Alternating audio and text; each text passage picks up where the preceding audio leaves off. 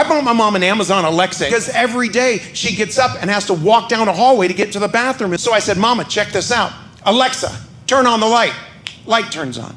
I said, Alexa, turn off the light.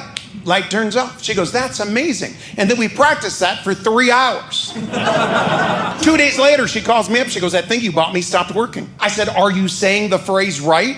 I'm saying it exactly how you told me. Are you saying? She goes, listen, I'll do it right now. Just listen. Amanda. I go, Mom, stop. It's Alexa. I even wrote it down in 3 places, next to your bed, next to the machine, in the living room. She goes, maybe that's why it's not working. Oh, no, that's exactly why it's not working. Calm down, let me try it.